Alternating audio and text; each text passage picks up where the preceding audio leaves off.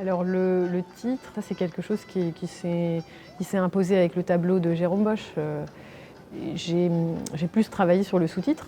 J'ai abordé la question des transports, des transformations, des bouleversements psychologiques, existentiels et tout ça plus rapidement que les transports d'un point à un autre. Donc en fait, j'ai cherché un terme qui permettait de formuler en fait, ce rapport de tension, de basculement d'une époque à une autre, de fin des désirs et en même temps de régénération des désirs.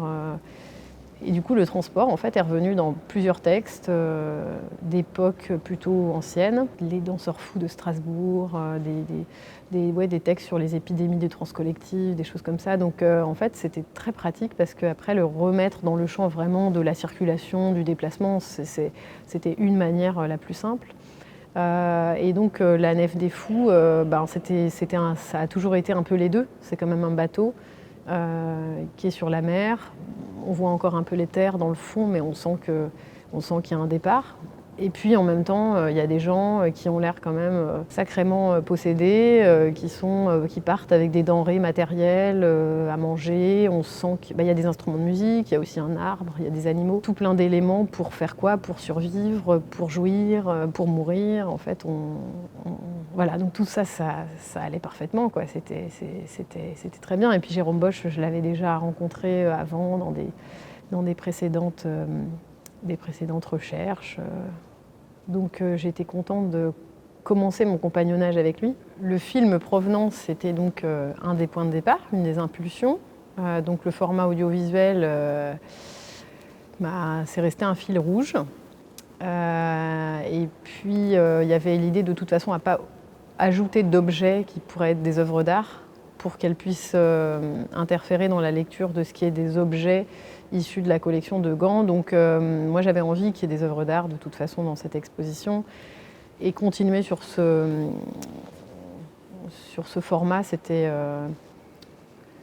ça avait du sens, quoi. Ça n'a jamais été tellement remis en cause, d'autant que j'avais des films auxquels je pensais depuis longtemps, comme celui de Staudelat, qui s'appelle Safe Haven, qui est un film que j'ai découvert quand il est sorti, puisque je suis le travail de Staudelat depuis 2011. Je les ai découverts, je les avais même rencontrés dans le cadre d'une biennale, et c'est resté un modèle, une manière de faire de l'art qui me passionne, qui m'intéresse, qui me remet en cause, etc. Et donc je m'étais toujours dit, un jour, je vais exposer une pièce de Staudelat. Voilà, ça donne de l'horizon à l'exposition, ça donne des paysages, et surtout ça donne des entrées de lecture fortement politiques dans le décryptage de nos rapports aux objets et au transport, en fait. Parce que ces films, ils parlent de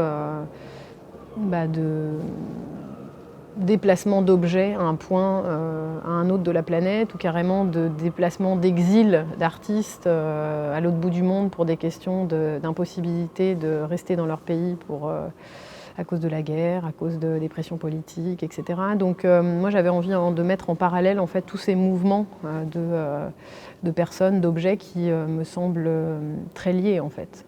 Il y a des endroits de concentration de richesse, des endroits où il y a des concentrations de danger. Et en fait, quand on regarde, tous ces phénomènes sont liés. Et la mer, la terre, etc. sont des espèces de vases communicants comme ça dans la circulation des pouvoirs, dans la circulation des hommes, des femmes, des objets. Et du coup, ça, je voulais qu'on puisse assez rapidement dans l'exposition rentrer dans ces décryptages.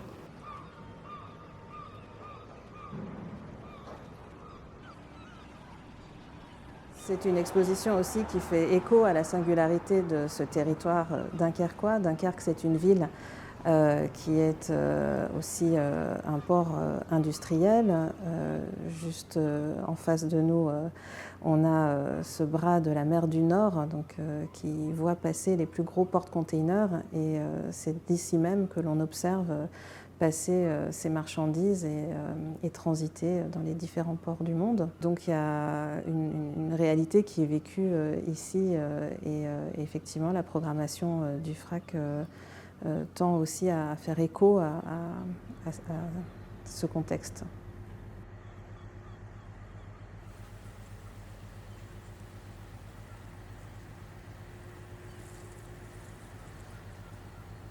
J'ai pensé que Mathilde pourrait travailler sur un regard très subjectif. Voilà, j'avais envie de privilégier une approche singulière et subjective d'une collection. Il ne s'agissait pas du tout de montrer une collection de musée pour ce qu'elle peut représenter de patrimonial.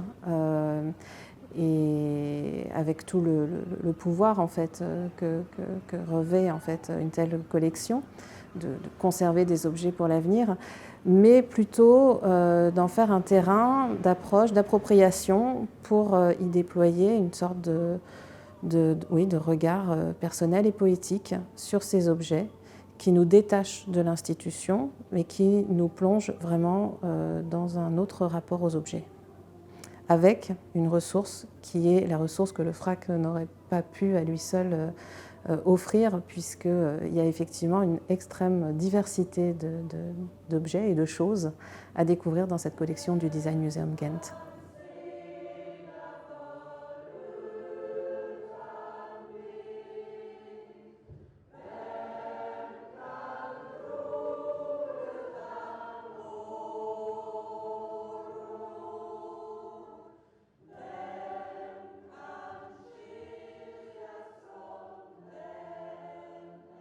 Cette collaboration avec Julien Carretero, qui est donc le scénographe de l'exposition de la Nef des Fous, elle s'est imposée à un moment de fragilité en fait, autour du processus de conception de cette exposition parce que je suis très fortement intéressée par le design et je voulais faire une exposition qui s'adresse aux gens qui s'y intéressent.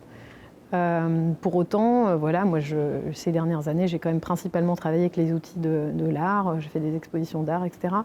Et je me suis sentie très libre et la direction du musée m'a aussi laissé beaucoup de liberté dans la sélection des objets que j'ai réalisés là-bas. Donc une sélection très intuitive, liée à des intrigues, des envies de voir des objets, des grandes rencontres avec des démarches, Andrea Branzi par exemple, des pièces de lui dont je ne savais rien et dont peu de gens en fait savaient quelque chose. Je me suis dit ah ça j'ai envie de faire sortir ça de la collection. C'est pas rien de faire sortir un objet d'un musée, donc j'ai été assez libre dans cette sélection, mais quand j'ai regardé la sélection et surtout avec toutes les contraintes d'exposition, sécurité, fragilité, etc.,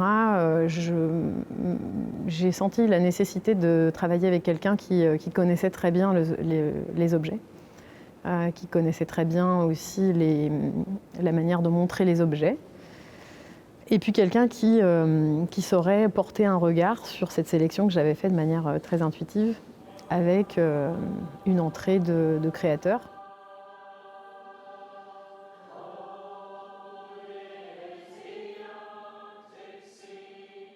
Je m'étais dit là, on a vraiment un endroit pour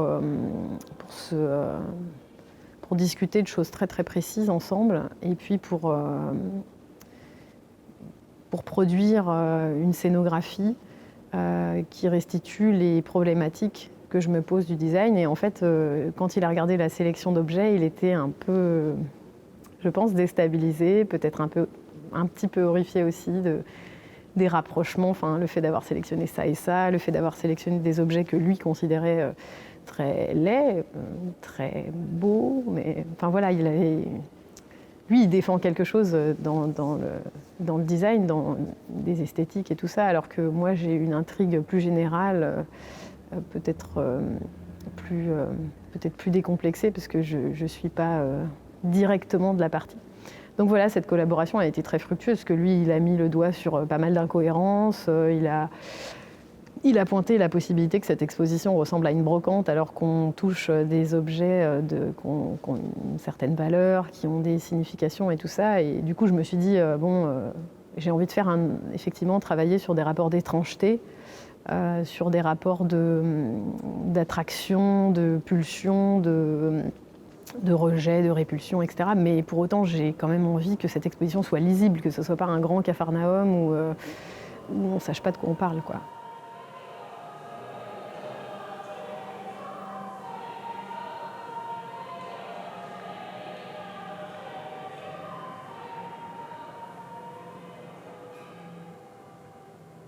Pour créer la scénographie, je suis parti vraiment de cette idée de départ très simple qui était l'inventaire et l'idée de réserve et de déballage. Parce qu'on présente non seulement une grosse partie de la collection du Design Museum de Gand, mais aussi des œuvres de la collection du FRAC Grand Large. Il y avait cette idée de déballage en fait, de collection, parce que les collections, ce ne sont pas des expositions, les collections sont des réserves, des stocks et des œuvres qui sont dans des caisses. Et donc il y avait vraiment cette volonté de montrer les choses de façon très honnête, sans artifice de sublimation d'objets. Donc éviter les podiums blancs avec les spots pour mettre en valeur les choses, mais essayer d'être vraiment dans une idée de déballage et de jouer autour de ce déballage. Alors mon invitation était claire sur le fait qu'il s'agissait d'une scénographie plasticienne aussi. Sans trop savoir ce que ça voulait dire, mais forcément on attendait de moi qu'il y ait quelque chose en plus qu'une mise en espace et une organisation des œuvres.